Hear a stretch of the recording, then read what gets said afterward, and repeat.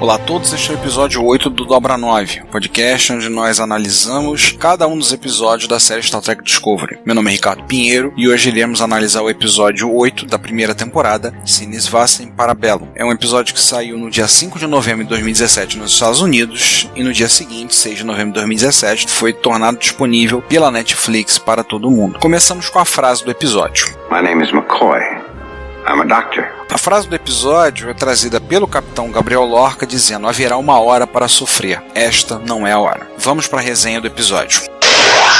Vale falar que algumas coisas faladas nesse episódio não vão casar muito bem com a ordem dos acontecimentos do episódio, tá? Nós estamos na data estelar 1308.9. A nave USS Gagarin está sobre um pesado ataque Klingon e a USS Discovery vai em socorro. Nós temos então duas naves federadas lutando contra 6 naves Klingon e todas essas naves Klingon têm camuflagem. No final, o que acontece? A Gagarin é destruída e a Discovery bate em retirada. O capitão Lorca confirma ao almirante Terral que já se imaginava pela inteligência da frota. O general Cole está comandando a nave Sarcófago, a partir de agora conhecida como Nave dos Mortos, e compartilhou a tecnologia de camuflagem com as casas Klingon que se aliaram a ele. Isso faz parte do esforço dele de governar o Império Klingon em vias de unificação. A Federação, com isso, pode perder a guerra, e a missão que agora é muito importante que a Discovery cumpra é enviar um grupo de descida a um planeta chamado Pavo. É um planeta que lembra um pouco o planeta Pandora do filme Avatar. Nesse planeta há um transmissor que emite sinais subespaciais, e esse transmissor pode ser adaptado e usado como um radar para detectar as naves camufladas. O primeiro oficial Saru, a especialista em ciências Michael Burnham e o tenente Ash Tyler, oficial de segurança, estão nesse planeta. O Stamets volta a suar ranzinza, tem uns incidentes na engenharia e aí vem a conselheira informal da nave, que é a cadete Sylvia Tilly. Ela chega na hora no almoço, no jantar, isso não fica muito claro, vai conversar com ele e saber o que está acontecendo. Parece que ele está perdendo aos poucos a sanidade. O DNA do tardígrado injetado nele está fazendo mal e ele quer esconder isso do companheiro, o Dr. Culber. Se o Culber sabe, vai investigar e vai parar tudo. Se não sabe, isso pode ser ruim, inclusive para ele, como oficial médico. Lá em Pavo, até onde se sabe, o planeta só tem vida vegetal e a missão é chegar no transmissor e fazer as modificações necessárias. O Saru está impaciente para completar a missão, depois a gente vai entender por que essa impaciência, mas a Burnham e o Tyler aproveitam a caminhada na floresta, porque o transporte só conseguiu colocar eles a 30 km de distância do transmissor, por causa da interferência gerada pela própria estrutura. Durante o percurso, eles são abordados por uma estranha nuvem brilhante de partículas. O Tricor diz que é parte da floresta, mas a gente percebe que, assim como eles, que a nuvem tem algumas intenções e mostra uma espécie de consciência, convidando, de certa forma, os visitantes a segui-la na direção oposta à do transmissor. O Saru estabelece um contato inicial, seguindo os protocolos de primeiro contato da frota estelar. E aí a gente vê que realmente há uma consciência. A missão muda então, agora é necessário convencer aos pavanos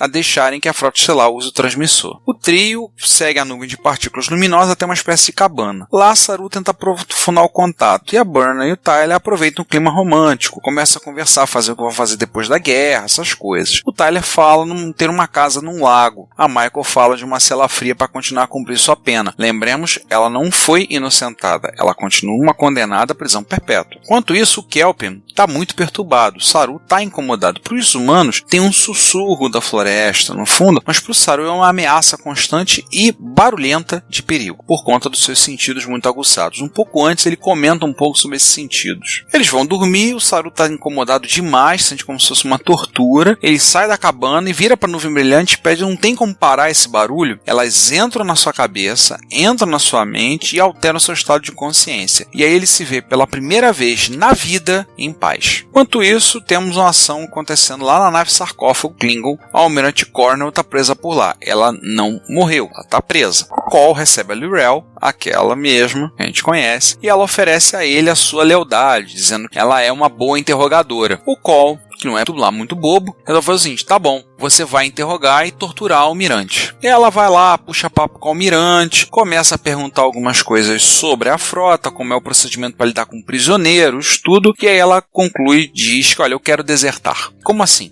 Quer desertar? Volta para Pavo. Amanheceu, Saru tá diferente, a Michael e o Tyler percebem isso. Ele tá calmo, né? Calmão, tranquilão, mas tá meio estranho, assim. Eles falam sobre entrar em contato, ele pede os comunicadores, aí como ele é oficial mais graduado em comando, ele é obedecido e ele esmaga os comunicadores e diz, a missão mudou. Ninguém sai de Pavo, vamos viver aqui harmoniosamente. E ele sai para dizer aos anfitriões que todos aceitaram o convite.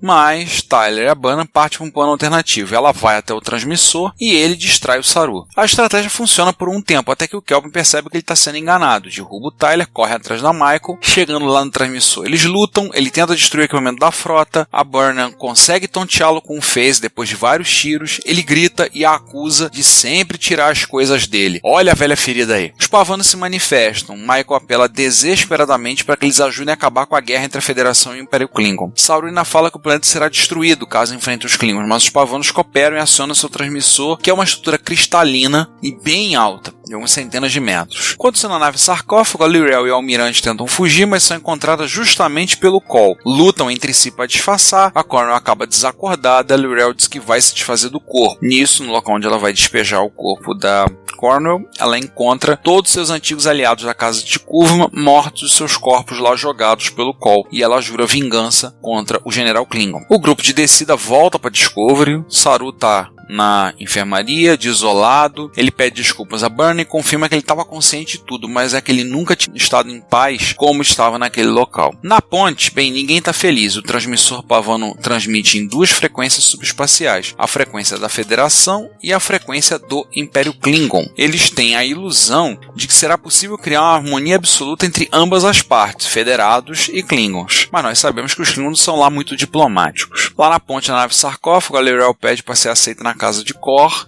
parece até que concorda, mas depois ele ordena que ela seja punida e torturada. Ele deve estar desconfiado das mentiras do L'Rell. Enquanto isso, a frota Klingon viaja para Pavo e com isso o episódio se encerra. E aí passamos para os já tradicionais questionamentos.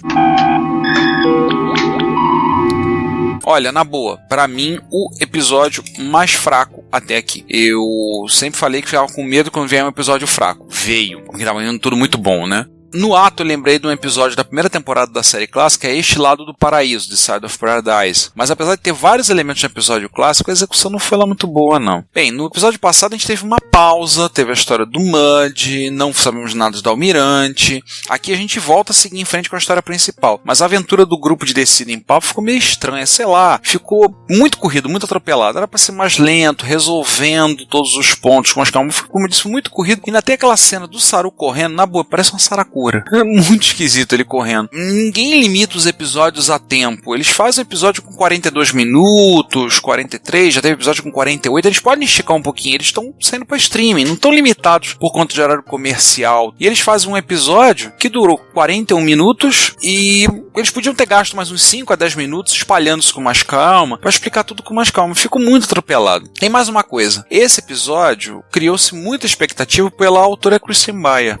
Quem é Kristen Beyer? Toda a série de Jornada nas Estrelas, quando a série se encerra, ela sofre um relançamento para os livros. E a Kristen Beyer que tem escrito boa parte dos romances de Star Trek Voyager. E esse é o primeiro roteiro que ela faz para uma série. Então, como é uma pessoa que conhece muito do canon, que tem muito conhecimento, tudo ficou-se muita expectativa. Todo mundo falou isso ia ser o ponto alto da série, o drama do Saru, lembra o drama do Spock no episódio que eu já citei, né? Por aí vai. Eu acho que criou uma expectativa demais. E eu vou fazer um parênteses só contar uma sensação que eu tive. Eu ouvi tanta gente falando sobre o Guia do Mochileiro das Galáxias a vida toda, que o livro era espetacular, maravilhoso, sensacional e tudo, que quando eu li o livro, eu encerrei o livro e estava decepcionado. Porque eu vi que o livro realmente é muito bom, mas tinham pintado como sendo a melhor coisa escrita em todos os tempos, você não tinha lido. E o livro é bom, é muito bom, mas eu esperava mais dele. Acho que acabou de ser uma coisa. Foi decepcionante para mim. Outra que eu lembrei foi que Neil Gaiman, o famoso escritor, escreveu 2 episódios de Doctor Who. O primeiro episódio é ótimo, é espetacular. O segundo eu acho fraco. Aí eu comentei com uma pessoa e a resposta que eu ouvi foi: como pode um Gaiman escrever alguma coisa que seja fraco? Isso é impossível. Desculpa. O segundo episódio é bem fraco e bem genérico. Então cria essa expectativa e as pessoas acham que ele é simplesmente a última Coca-Cola do deserto, quanto nem sempre é um episódio tão sensacional quanto acham. É claro, esse é um episódio do Saru, tem todo o drama dele, tem um pouco de pancadaria, tem os Pavanos. Os Pavanos lembram muito o pessoal de Orgânia, os Organianos, que a gente tem uma menção deles em Enterprise e depois temos na série clássica. E lembra também aquelas criaturas de energia pura que a série clássica encontrou. Lembramos, por exemplo, no episódio O Senhor de Gotos, que são os pais do Trelane, também episódio da primeira temporada da série clássica. O episódio ficou muito aquém do que poderia ter sido. Ele ficou raso, porque foi tudo tão corrido, não resolveu, não explicou bem as coisas, ficou atropelado. A gente não sabe nada do pessoal de Pavo, não sabemos nada sobre o planeta, o Saru fica doidão, não quer sair daquela vibe muito louca que ele tava vivendo, e só se explica no final, mas até aí a gente acha apenas que ele surtou, e ele explica tudo numa frase. Acabou? Tudo bem que o Saru é o Spock dessa série. O Spock lutava e controlando nas emoções dele. O Saru controla o medo dele. Afinal de contas, no planeta dele de origem, ele é uma presa. Mas só fica nisso, não se aprofunda no assunto, a não ser editar algumas características do povo dele, que na boa, você vai numa Wikipédia espacial ou lá no Guia do Mochileiro das Galáxias, deve ter um verbete lá sobre o planeta Kelpia e deve ter sobre eles lá. Não foi aprofundado o personagem. Ele e a Michael continuam sendo os irmãos que têm rivalidade, mas essa questão avança pouco. Podia evoluir um pouco, mas ficou praticamente na mesma coisa. Muito provavelmente eles decidiram aprofundar o relacionamento dela com Tyler. E apenas um comentário, minha esposa acha que é um romance completamente desnecessário a Burnham com o Tyler. Opinião dela. Mas o Tyler, tipo assim, ele só serve pra isso. Ele não faz mais nada de útil o episódio todo. Lá na Discovery a gente tem um pouquinho de desenvolvimento. O Stamets volta a ser o ranzinza, tá tendo uns problemas, e a Tilly, que não é só a escada da Burnham, acaba aconselhando ele. E isso eu achei legal. E tem um momento que ele fala, ela se refere como capitão, dado que ele pode estar fora do espaço-tempo, ele pode ser que ele tenha visto no futuro que ela realmente se torna capitã. O Lorca faz o que se faz melhor, né? Vai pra pancadaria no início do episódio e na boa, o Lorca brilha fazendo isso. É o que ele sabe fazer de melhor. E a cena toda pra tentar salvar a Gagarin é talvez a melhor cena de batalha até aqui em todas as séries de jornada. E aí a gente entende que o Cole tá que nem a Oprah Winfrey, distribuindo dispositivo de camuflagem pra todo mundo. Vai ser osso a Federação ganhar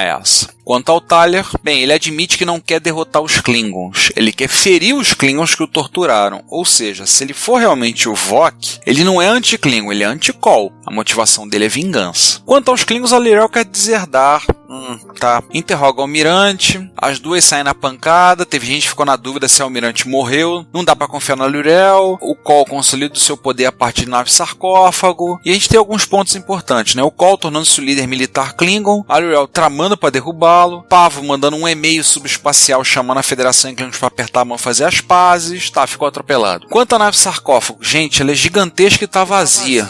E aí que tá, as duas estão em fuga, justamente no período da fuga elas estão saindo, a impressão que dá é que são duas amigas indo tomar um café, não uma prisioneira, uma desertora em fuga. E justamente naquele momento elas encontram com o Cole, é muita coincidência. No final das contas, a Discovery disse lá atrás que vou enfatizar o lado Klingon com força, eu agora só vi 4 Klingons com relevância. T'Kuvma, que é o autoproclamado Messias, morreu no episódio 2. O Vok, o portador da chama sem casa, Albino, que sumiu. A L'Rell, que é a mais desenvolvida, que é a mentirosa, a espiã. E o Cole, o guerreiro, o líder militar, bem impiedoso. E de cara pintada. Então, o episódio foi aquém do que poderia ter sido. Dava pra esticar um pouquinho a história em Pavo, explora melhor os efeitos da tripulação. Podia fazer 2 episódios. Bota tipo Pavo somente em um episódio e um outro episódio com as questões com os Stamets pirando, a L'Rell tramando, a Almirante tentando fugir. Tentaram condensar tudo em pouco tempo. E 2 semanas antes desse episódio, nós tivemos o episódio 6, Let, que o foco é na Michael e no Sarek, que eles estão muito bem explorados. Agora aqui o Saru, como eu disse, ficou raso, não foi explorado, deixando pontas soltas, dava uma esticadinha, como eu falei antes, infelizmente não deu. É um episódio que perde.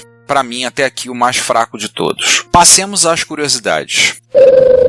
O título do episódio é um adágio em latim que significa: se você quer paz, prepare-se para a guerra. Esse é o lema de diversos batalhões militares ao redor do mundo. É o 9º episódio com título em latim em todas as séries de jornada. E finalmente temos um episódio com cenas em locação em um planeta. A nave USS Gagarin, em código NCC 1309, ela é classe Shepard, mesma classe das naves USS Hoover e USS Murak. E caso você ainda não saiba, Gagarin é homenagem a Yuri Gagarin, cosmonauta russo, o primeiro homem aí em órbita do planeta Terra, lá pelo ano de 1961. As características dos Kelpian: eles podem correr até 80 km por hora, são mais fortes que os humanos, apesar daquela estrutura frágil, franzina e magrela, e tem uma audição mais apurada. Agora eu fui pensando, se as presas do planeta são assim, eu não quero ver os predadores. Esse é o segundo episódio mais curto de Discovery até agora, 41 minutos. E segundo Jane Brooke, a atriz que interpreta a Almirante Cornwell, a cena de interrogatório era bem mais longa, mas ela foi editada. Porra, por quê, hein? Por que vocês cortaram? A atitude dos pavanos parece com os organianos, que aparecem no episódio Missão de Misericórdia, no finalzinho da primeira temporada da série clássica. O nome em inglês desse episódio é Hand of Mercy. Eles tentam aproximar também Federação e Klingons naquele episódio. Esse episódio, como eu falei, me lembra esse lado do paraíso. Só que nesse episódio da série clássica, os esporos são de Omicron 7.3. A Almirante Cornwell diz a L'Rell que a Federação não tem a pena de morte, mas se a gente for ver o episódio A Coleção, ou também conhecido como The Menagerie da série clássica, o único episódio duplo da série clássica, fala-se da Ordem Geral 7, que prevê pena de morte para quem desafiar a proibição de visitar Talos 4. Ou seja, o que leva a entender que essa regra foi colocada depois dessa data, já que a primeira ida a Talos 4 foi no ano de 2254, estamos em 2257. 2254 quem teve lá foi a Enterprise sob o comando do capitão Christopher Pike. Isso nós vemos no primeiro piloto da série, que é o The Cage. As cenas em Pavo foram gravadas em locação em Hilton Falls, nas Kelso Conservation Areas, em Milton, Ontário, no Canadá. Tava um clima chuvoso e quente, o que dificultou bastante a produção. Se você for olhar no After Track, mostra a questão dos sapatos, o dublê de corpo do Doug Jones para fazer algumas cenas, eram as coisas que teve lá, e falaram do problema que tiveram com o clima. O ator Anthony Rapp, que faz o Terence Sam, disse que se emocionou lendo o roteiro do episódio com a atuação do Doug Jones, que é o Saru, né? Ele foi impactante. E Wilson Cruz, que é o Dr. Hugh Culber, diz que Doug Jones tinha que ser indicado a um Emmy por conta desse episódio. Conclusão: chegou o episódio fraco, nota 6 e olhe lá. E é isso aí, a gente encerra mais um episódio do Dobra 9. Visitem trekbrasilis.org para ler resenhas e comentários e conversar sobre jornada. Visitem a Combo Conteúdo em comboconteúdo.com para ver sobre podcasts e material sobre diversos assuntos, não só Jornada nas Estrelas. Recomendamos a audição do Odocast, do Fernando Rodrigues. Recomendo também que vocês dêem um pulinho lá no Terceira Terra para conferir o Holodeck, também é um podcast sobre Jornada nas Estrelas, que tem se mostrado interessados sobre Discovery. Tem alguns podcasts que não, estão odiando Discovery, então esse honestamente eu não estou indicando. E, mais uma vez, www.retrocomputaria.com.br para ver o que essas 5 mentes em baixa resolução têm conspirado e feito. Muito obrigado a todos, frequências são encerradas, voltamos no próximo episódio. Obrigado por assistir esse vídeo, deixe o seu comentário e também aquele like. Assine o canal para saber o que estamos fazendo e temos a nossa comunidade também no Discord. Se você achar que merecemos, ajude através do Pix. Aqui tem outros vídeos para você continuar acompanhando. Até mais, amor e paz.